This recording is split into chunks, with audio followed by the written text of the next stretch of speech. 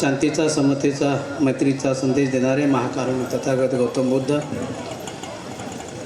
कुलवाडी भूषण छत्रपती शिवराय माजिजाऊ, स्त्री शिक्षणाचे जनक क्रांतीसूर्य महात्मा ज्योतिबा फुले, या देशाच्या आद्य शिक्षिका सावित्रीबाई फुले, आरक्षणाचे जनक राजर्षी शाहू महाराज, तुम्हा आम्हाचे नव्हे तर संपूर्ण भारतीयांचे जे उद्धारक आहेत, ज्यांच्या हातून संविधान लिहिलं गेलं आणि ते संविधानाच्या रूपानं हा संपूर्ण देश चालतो आहे, तुमचे आमचे पूजनीय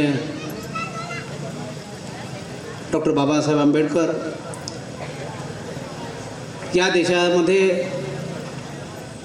राजकीय चळवळ, सोशल इंजिनिअरिंग निर्माण करणारे मान्यवर कांशीराम साहेब, अण्णाभाऊ साठे या सर्व महापुरुषांना मी प्रथमतः अभिवादन करतो. आम्हाला या कार्यक्रमासाठी निमंत्रित केले ते पूजनीय डॉक्टर उपगुप्त महाथेरो बनते पयावंश यांनाही मी प्रथमतः वंदन करतो. या कार्यक्रमाचे अध्यक्ष आदरणीय करवंदे साहेब, या कार्यक्रमाचे प्रमुख अतिथी आदरणीय संदीपजी उपरे सर, आणि या कार्यक्रमासाठी जमलेले तुम्ही सर्वजण उपासक उपासिका. उपरे सरांनी म्हणल्यासारखं आम्ही खूप छोटे कार्यकर्ते आहोत, आम्ही रस्त्यावरले कार्यकर्ते आहोत, आम्ही पद प्रतिष्ठा यापासून आम्ही वंचित राहिलेली माणसं आहोत.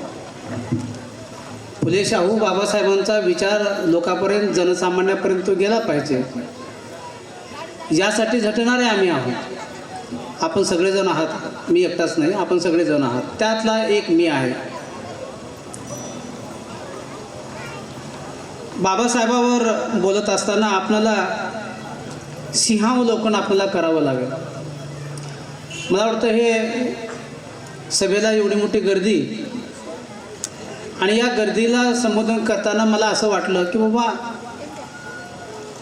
सिंह 4 पावलं चालत असतो, 5व्या पावलाला तो पाठीमागं वळून बघत असतो, पुन्हा 4 पावलं चालत असतो आणि पाठीमागं तो वळून बघत असतो.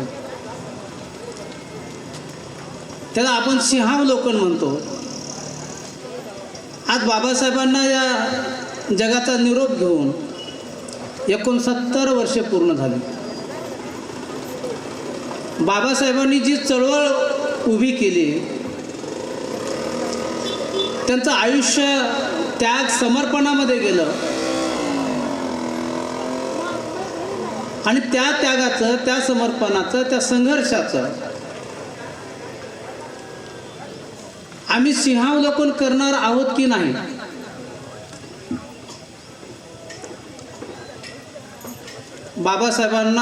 बाबासाहेबावर जर बोलायचं म्हणलं तर इथली आमची आई किमान 1 तास बोलेल. आमचा बुजुर्ग एखादा बाबाला उठवलं, बाबा तुम्ही बाबासाहेबावर थोडंसं प्रवचन द्या, आज जर म्हणालो तर ते बाबा 2 तास सोडणार नाहीत आपणाला. बाबासाहेब सगळ्यांनाच माहीत आहे, पण बाबासाहेबांनी काय म्हणलं आणि आम्हाला काय करायचं आहे हे जर कळलं असतं तर 69 वर्षामध्ये या महाराष्ट्राचा नव्हे तर या देशाचा आम्ही कायापालट करू शकलो असतो. मग याचा आम्ही कधी विचार करणार आहोत की नाही.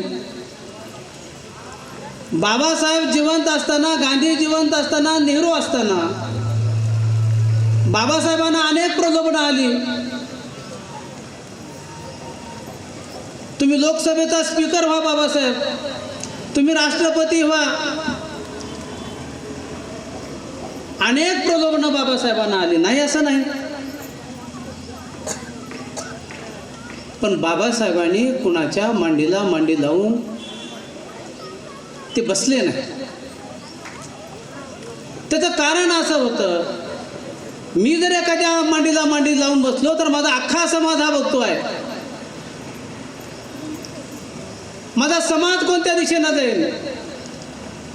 मी ज्याच्या मांडीला मांडी लावून बसलो त्याचं नाव भाषणामध्ये मी घेणार नाही, परंतु मी बसलेलं हे चित्र पाहून हा समाज माझं तर ऐकणार नाही, परंतु ज्याच्या शेजारी बसलोय त्याच्या संग जाईल. कारण तो माझ्या शेजारी जो बसलेला असेल तो आम्हाला गुलामीमध्ये ढकलणाऱ्यासारखा तो माणूस आहे. बाबासाहेब जाणून बुजून अशा माणसाच्या शेजारी बसले नाहीत. बाबासाहेबा एवढं बळ असणारा माणूस, बाबासाहेबा एवढं हिंमत असणारा माणूस, बाबासाहेबा एवढी विद्वत्ता असणारा माणूस, बाबासाहेबा एवढा चारित्र्य संपन्न असणारा माणूस या जगामध्ये आणखी पैदा व्हायचे. बाबासाहेबांकडे बघायची, त्या संसदेमध्ये असं डोळ्यात डोळे घालून बघायची तर कोणाची हिंमत नव्हती. कारण तो माणूस विद्या विभूषित होता. त्या माणसानं कुणाची गुलामी केली नाही, कुणाची री ओढली नाही. बाबासाहेबांनी आपल्या डोळ्याच्या समोर 4-4 लेकरं गेलेली पाहिली, पण बाबासाहेबांनी समाजाची सेवा नाही सोडली. काय मिळालं बाबासाहेबांना? बाबासाहेबांना काय मिळालं? एवढं त्याग, एवढं समर्पण. बाबासाहेब कुणाच्या शेजारी बसले नाहीत. काय मिळालं बाबासाहेबांना? आम्हाला सिंहावलोकन करावं लागत.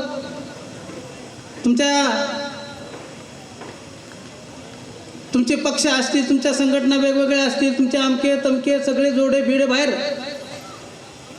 पण एका हॉलमध्ये येऊन विचार करत असताना आम्हाला बाबासाहेबांच्या समर्पणाबद्दल बोलावं लागलं, त्यांच्या त्यागाबद्दल बोलावं लागलं आणि प्रश्न विचारावा लागला एकमेकाला. काय मिळालं बाबासाहेबांना? कवीनं लिहिलंय का? भीम के काय ते जिगर आधे इधर आणि आधे उधर. बाबासाहेबांच्या पाठीमागे कोण आहे? त्याच्यावर बी आम्ही ठेका धरायला लागलेत. काय वाईट आहे? भीम के लगते जिगर आधे इधर और आधे लगेच ठुमका. अरे तुमचं विडंबन त्या कवीने केले ना. समाजाचं विडंबन त्या कवीने केलेलं आहे, तरी सुद्धा आम्ही त्याच्यावर ठेका धरायला लागलो.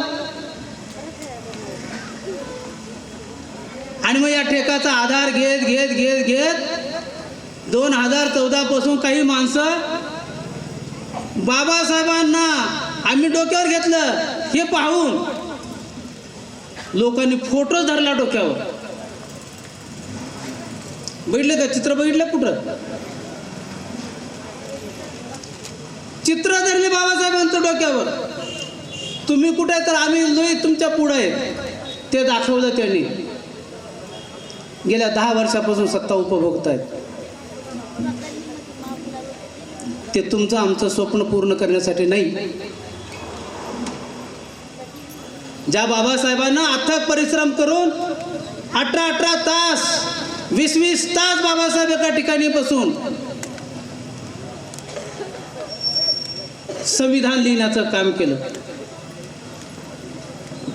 ते संविधान फोडून टाकण्याचं, मोडून टाकण्याचं रात्रंदिवस मेहनत करत आहेत काही लोक. तरी सुद्धा त्यांचा झेंडा घेऊन आम्ही मिरत होतोच. त्याचं आम्हाला काहीच वाटत नाही हो. म्हणून त्या कवीने लिहिलं आधे इधर आणि आधे इधर. बाबासाहेबांच्या पाठीमागे कोणही नाही. म्हणून कवीनं पुन्हा लिहिलं, भीमा तुझ्या मताची जर 5 लोक असतील, चळवळीला 5 लोकांची गरज आहे. बुद्धाने 5च लोकांना पहिल्यांदा प्रवचन दिलं सारनाथला. म्हणून वामन दादा म्हणतात भीमा तुझ्या मताची जर 5 लोक असतील ह्या चळवळीला एक वेगळी धार असली असती. दादा बोलून गेले,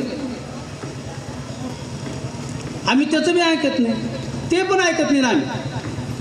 मग आम्ही शोधायला लागलो 5 लोक कोण आहेत, हे नाही हे नाही हे नाही हे नाही. अरे तुला 5 लोक कोणी सापडतच नाही, कारण तू त्याच्यातला नाहीस ना. सापडतील कसे?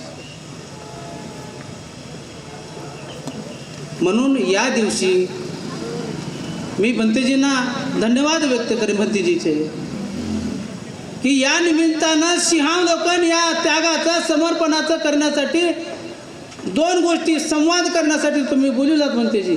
तुमचे धन्यवाद भंतेजी. आम्ही आता मंथन केलं पाहिजे. बाबासाहेबांची सभा राहिली ना, मग नाशिकला असू द्या, ठाण्याला असू द्या, मुंबईला असू द्या, इकडं नगरला असू द्या, आमच्या मायमाऊल्या 10-10 दिवस 15-15 दिवस चालत जायच्या.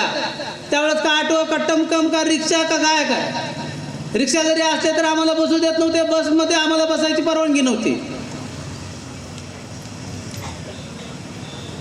आता आमचे जे नवयुवक आहेत ना, आम्ही असं बोलायला लागले की ते म्हणले काय म्हणते ते. बाबासाहेब स्वतः वर्गाच्या बाहेर बसून शिकलेले आहेत. आणि म्हणून आम्ही या दृष्टीनं आजच्या दिवशी बाबासाहेबांची चळवळ आणि त्या चळवळीचे धागेदोरे आणि त्या चळवळीवर आम्ही भाष्य केलं पाहिजे. त्या चळवळीला यश मिळवण्यासाठी, ती चळवळ जनमानसात जाण्यासाठी, ती चळवळ गाव तांड्यावरती जाण्यासाठी, ती चळवळ बुद्धिवंताच्या जो मेंदू सडलेला आहे ना, त्या सडलेल्या मेंदूसाठी आपण मंथन केलं पाहिजे. या निमित्तानं मी ती विनंती करणारच आहे. मी काही बघता नाही, एक छोटासा कार्यकर्ता आहे, परंतु समर्पण एवढं नाही 100%, परंतु काही ना काही प्रमाणामध्ये आमचं समर्पण आहे. आणि म्हणून आम्ही करतो. अजून आम्ही बाबासाहेब म्हणाले होते, तुम्ही कुठं काम केलं पाहिजे, तुमचा एक पक्ष असला पाहिजे, एक झेंडा असला पाहिजे आणि तुमचा एक नेता असला पाहिजे. ती बाबासाहेबांचं आम्ही ऐकलं नाही कुठं. आणि म्हणून बाबासाहेब आग्र्याच्या एका सभेमध्ये म्हणतात, बाबासाहेब, मुझे पढ़े लिखे लोगों ने धोखा दिया, मुझे पढ़े लिखे लोगों ने धोखा दिया. बाबासाहेब रडतायत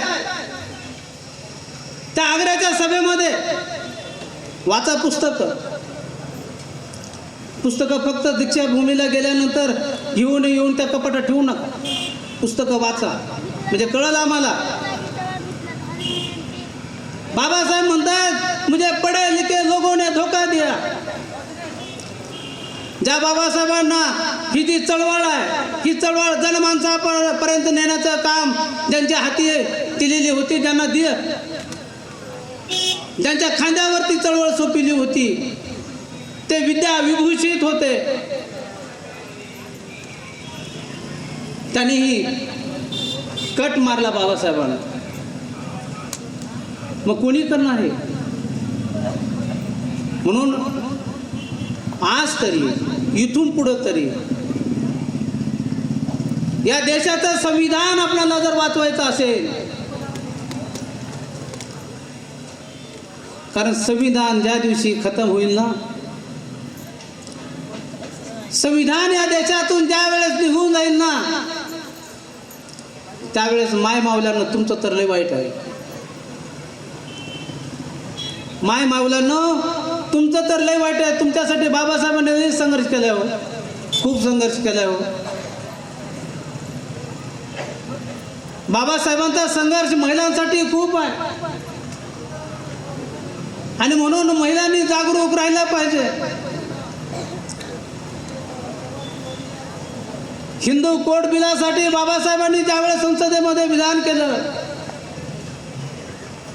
काय हिंदू कोड बिल, स्त्रीला हक्क आणि अधिकार होते. त्याच हिंदू कोड बिलामध्ये तुम्हाला संपत्तीचा वाटा मिळणार होता. त्याच हिंदू कोड बिलामध्ये पुरुष आणि स्त्री समान हक्क होते, तरी सुद्धा दिल्ली येथे सगळ्या महिलांनी बाबासाहेबांच्या घरावरच मोर्चा काढला. बाबासाहेबांच्या घरावर मोर्चा काढला, बाबासाहेबांचा धिक्कार केला. त्याच महिलांनी, त्या महिलांचा शिष्टमंडळाला बाबासाहेब बोलून घेत आहेत आणि म्हणतायत, बहिणींनो, तुमचा प्रश्न काय?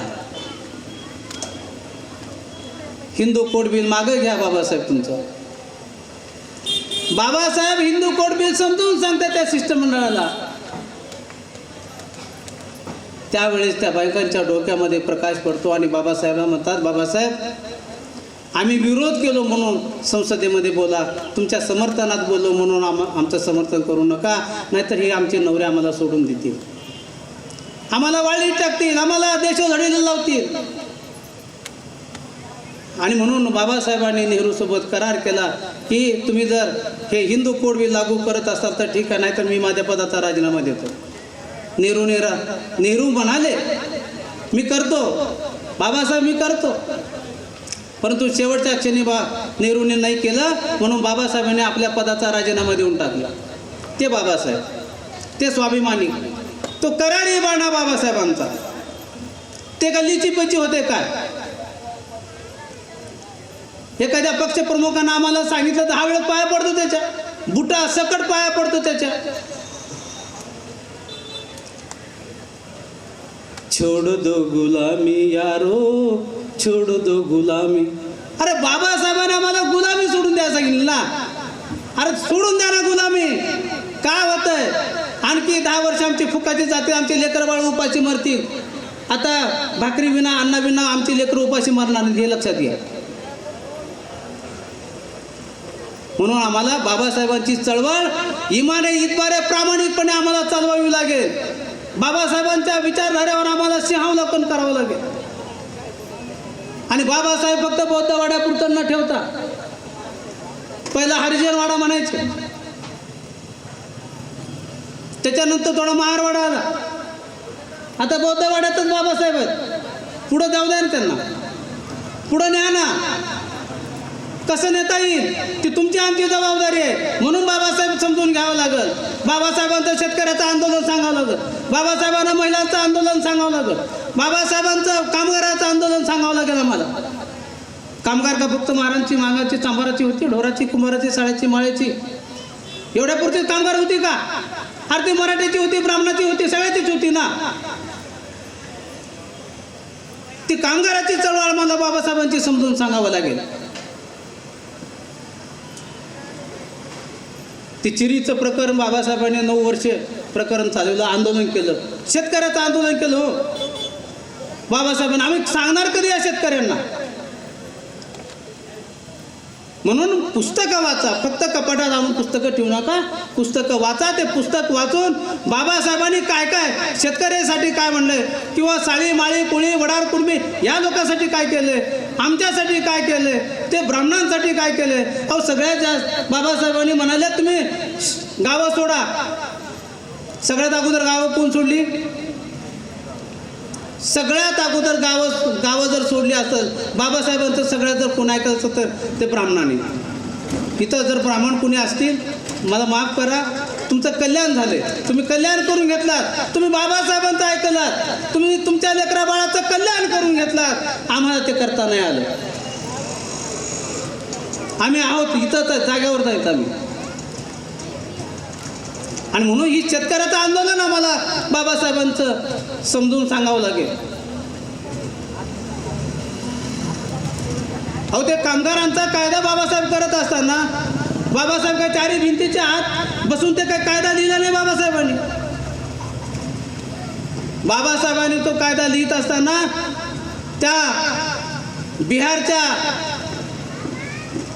कोळसा खाणीवर बाबासाहेब जात आहेत आणि एक अचानक महिला त्या लिफ्टमधून बाहेर येते. त्या लिफ्टमधून काळी डस झालेली ती लेडीज, तिच्या पोटामध्ये काही दिवसाचं असलेलं बाळ, त्याच्यासोबत ती अशी वर येत असताना बाबासाहेब बघतायत आणि तिथल्या त्या अधिकाऱ्याला सांगताय त्याच्या पुढं अशा महिलांना काम देऊ नको, यांना घरी बसून पगार दे. आणि बाबासाहेबांनी कायद्यात तरतूद केली, बाळंतीण होण्याच्या अगोदर 3 महिने आणि बाळंतीण झाल्यानंतर 3 महिने बाबासाहेबांनी घटनेमध्ये आणि कायद्यामध्ये तरतूद करून ठेवली. ते बाबासाहेब आम्हाला सांगा लागेल समजून. शिक्षिका किती तिथं? हातवरी करा थोडं. शिक्षिका 1, शिक्षिका, शिक्षक किती? ही जबाबदारी आहे तुमची आमची, हे सांगावं लागेल आम्हाला समजून. आणि म्हणून या सगळ्या चळवळीचं आम्हाला या जनसामान्यामध्ये आम्हाला सांगावं लागेल, समजावं लागेल. बरं झालं ते बाबासाहेबांनी आम्हाला धम्म दिला म्हणून. काय काय म्हणा तुटक येतंय. आणि म्हणून किमान पातळीवरती गावातनी धम्माच्या बाजूनं, धम्माच्या दिशेनं आपण चाललेलो आहोत. तुम्हाला धम्माचं आचरण जर करायचं असेल ना, तुम्ही श्रीलंकेला जा गडी एकदा. तुम्ही श्रीलंकेला एकदा जा. खरं धम्माचं आचरण काय असतं, धम्म काय असतो ते तुम्हाला तिथं कळेल. कारण श्रीलंकेतल्या जे महिला आहेत ना, जे पुरुष आहेत ना, वर्षभर काम करतात. कुणी 10 रुपये, कुणी 5 रुपये, त्यांच्या ह्याच्यातले सिंहली.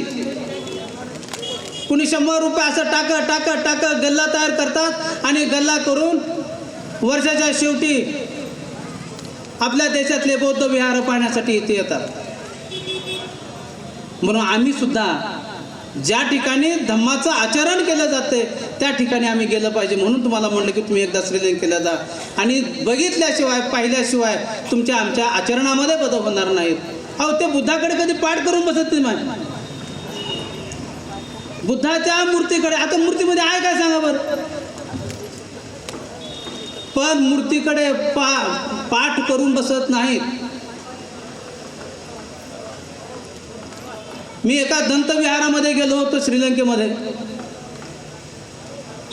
सकाळी 5 वाजता पूजा असते तिथं. पूजा म्हणजे काय, आरती फिरती काही नसते. आपल्याकडे आरतीचा लय सोंग आहे.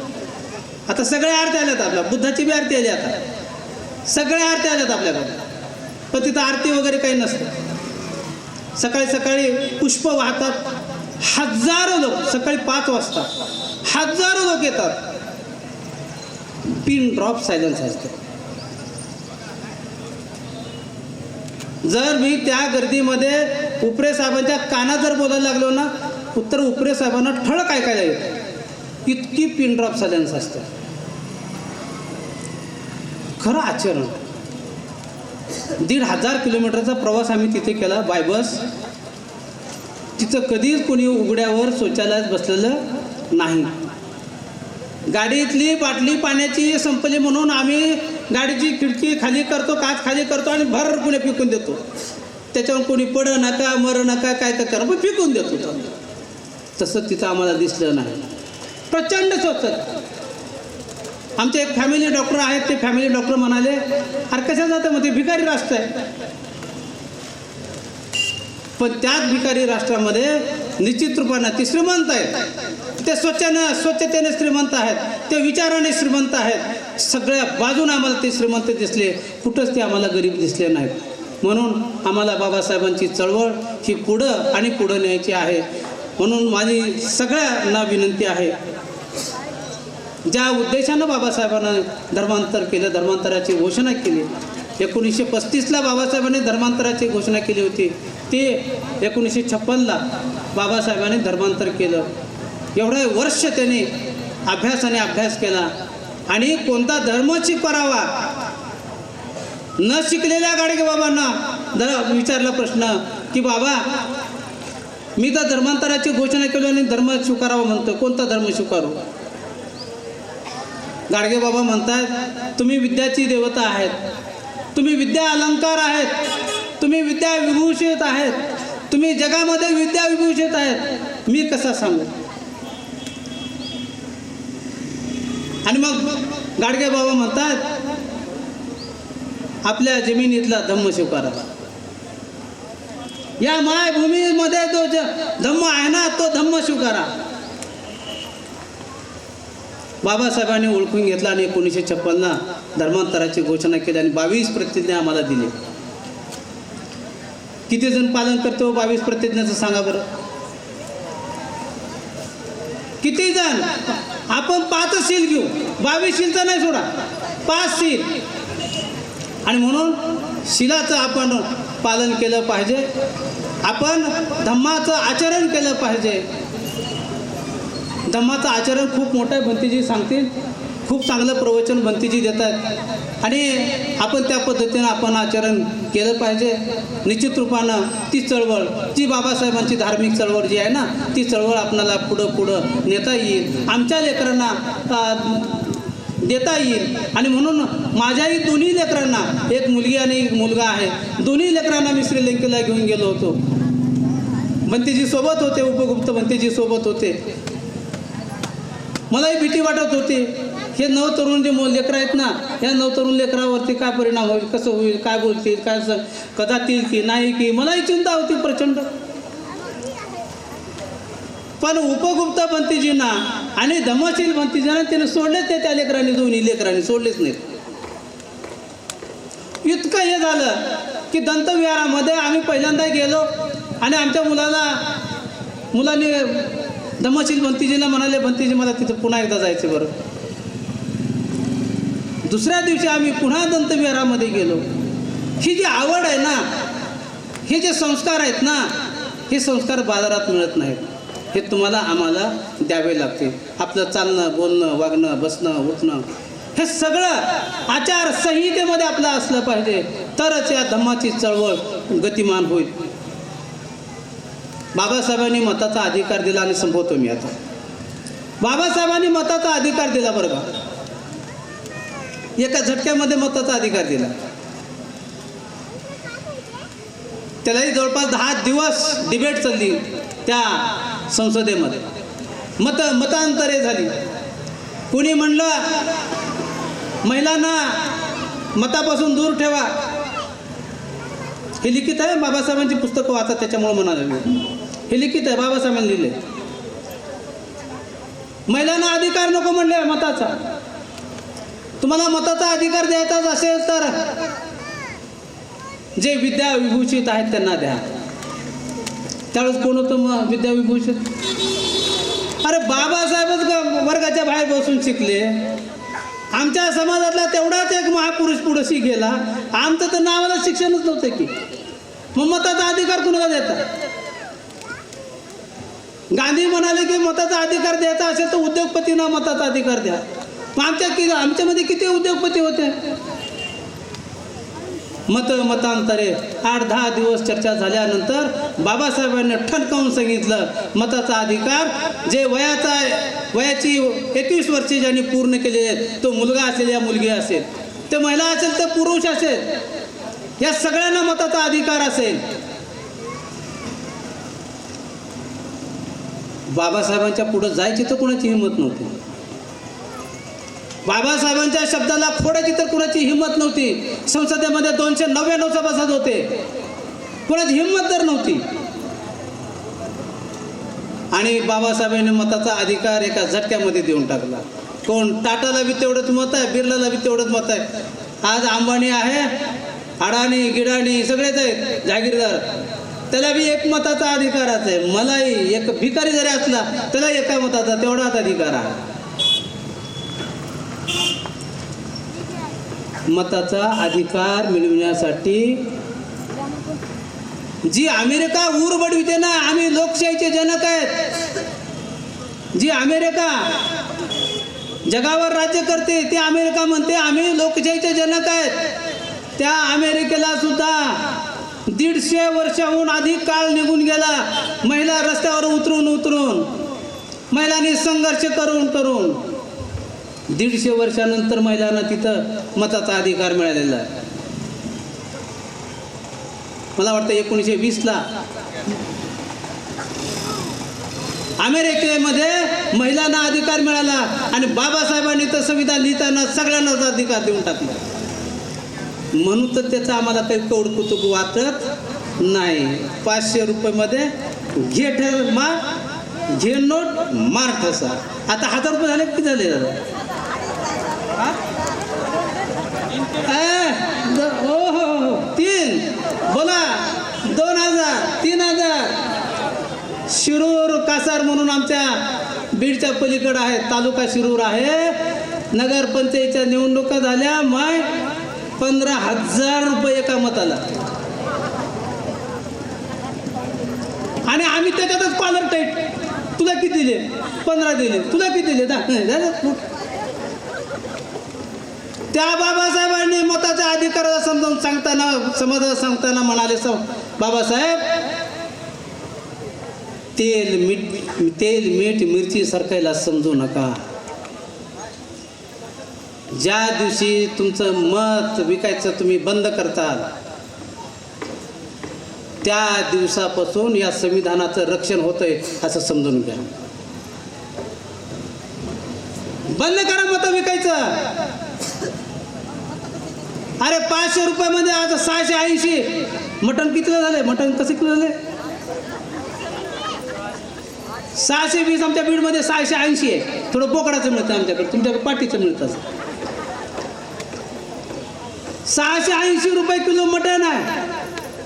500 रुपयामध्ये अजून कमीच पडतात की माय. खाऊन खाऊन खाऊन किती खाणार आहे त्या 1,500मध्ये 2,000मध्ये? माय तुम्हाला हात जोडून कळकळीची विनंती आहे, इथून पुढं मत विकू नका. मत विकू नका. तुम्ही किती त्याच्यानं तुमची गरिबी हटणार नाहीये, त्याच्यानंतर तुमचं दारिद्र्य मिटणार नाहीये.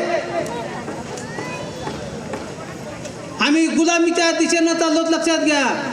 पुन्हा एकदा आम्हाला गळ्यात गाडगा आणि कमरेला खराटा बांधायची सोय या लोकांनी केलेली आहे. म्हणून इथं सगळ्या समाजाची दुकानं आहेत, ऐकत असतील बिचारे, त्यांच्याही मायमावल्यांची फटफजिती तीच होणार आहे.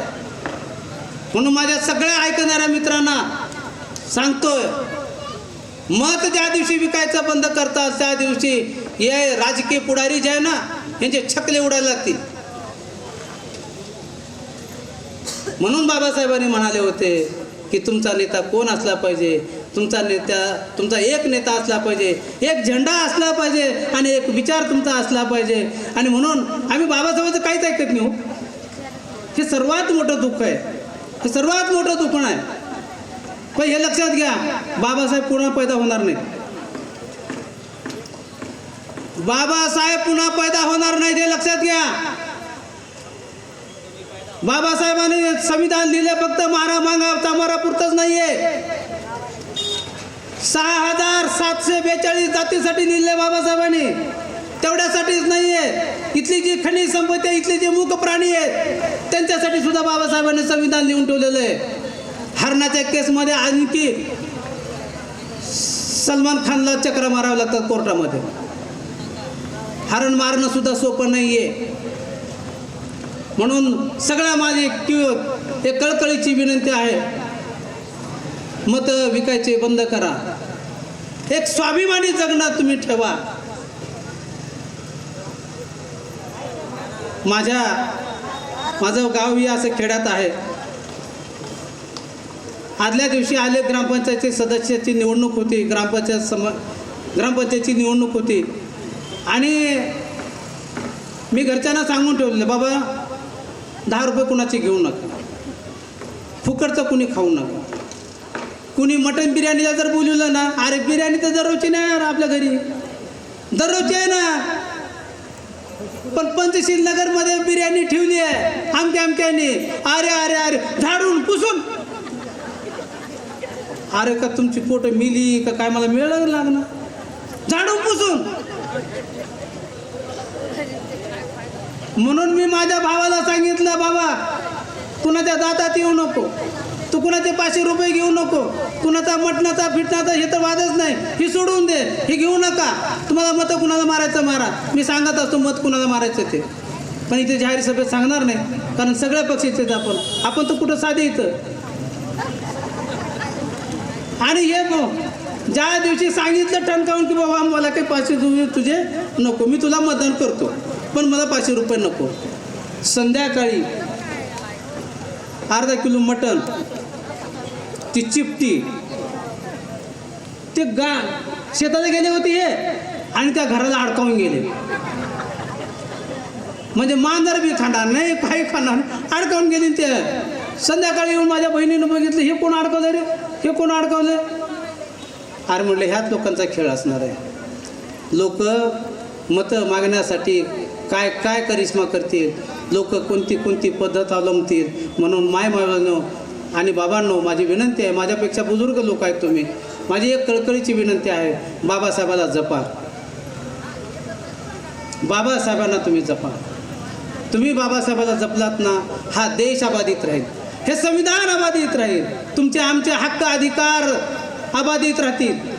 म्हणून माझी कळकळीची सगळ्यांना विनंती आहे.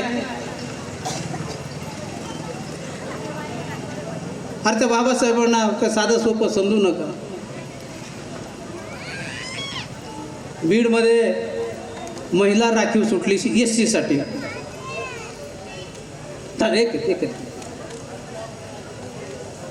एकच मिनिट झालं माझं आवाज. SC साठी राखीव सुटली. आमच्याकडे पद्धत आहे, तुमच्याकडे पद्धत आहे की नाही मला माहीत नाही. शेतात खुरपणाऱ्या लेडीजला पुढं करतात आणि तिला ग्रामपंचायत सदस्य करतात. सगळे गुंडगे आले, त्यांना माहीतच नाही ते OBC आहेत म्हणून.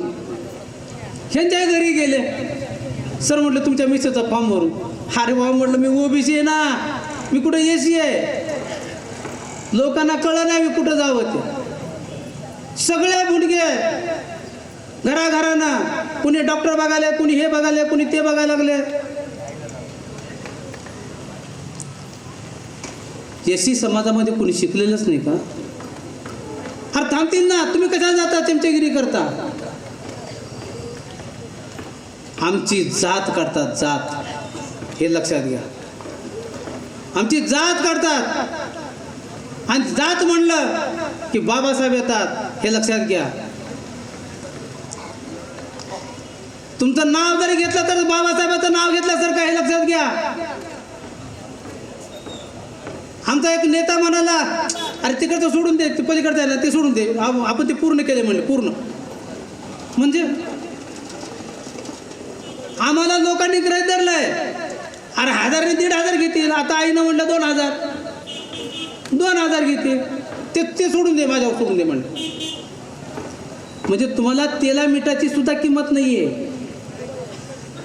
म्हणून मायबाबांनो, बाबासाहेबांनी आपणाला स्वाभिमानाची लढाई उभी करून दिलेली आहे. स्वाभिमानाने जगायचं आपणाला एक ताकद, हिंमत आपल्यामध्ये निर्माण करून दिलेली आहे. म्हणून सगळ्यांना माझी कळकळीची विनंती आहे, हाच स्वाभिमान आपणाला साबूत ठेवायचा आहे, हाच स्वाभिमानाला आपण जागा करायचा आहे. आणि गाव तांड्यावरती, वस्त्यावरती आपल्याला ही चळवळ पुन्हा एकदा आपल्याला बाबासाहेबांची चळवळ समजून सांगायची आहे. म्हणून इथून पुढं गुलामीचे दिवस येणार आहेत. म्हणून त्या गुलामीची दिवसाची वाट बघू नका, मताची विक्री करू नका, एवढंच मी आवाहन करतो. थांबतो. जय भीम, जय भारत.